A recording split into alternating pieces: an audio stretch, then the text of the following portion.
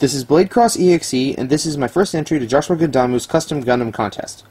Now, here you see the Japanese release of the Gouf Custom MSIA figure. Now, it comes with a lot of accessories. It comes with the heat rod. You can see I have the inactive one on the arm, the big Gatling gun shield, the sword, the smaller Gatling gun, which he keeps underneath the big shield, and the smaller shield over here. But in spite of how cool this figure is, I found one thing very disappointing about it. You see this little slot on the arm here, right? That's where the Gatling gun plugs into. Now, yeah, that's cool and all, but also that's where the smaller shield will plug into. Like, it normally has a connector peg that plugs it directly into the arm.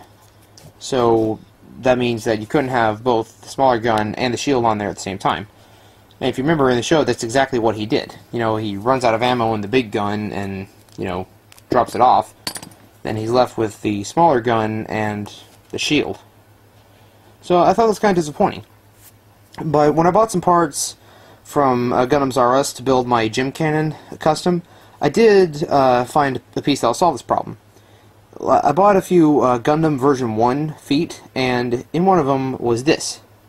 It's the connector peg that plugs the foot directly into the leg. So, you notice the shield has a round hole. Simply insert the peg like so. Then plug the peg into the gun. Then put it on the arm.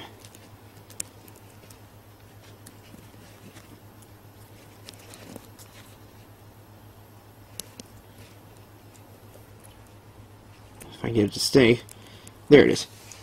And now your Gouf Custom has the shield mounted directly on the smaller gun like he does in the show. So you can be playing with your Gundams. When you run out of ammo on the big gun, eject it, and you can have the smaller one underneath. And he can keep fighting and defend himself at the same time.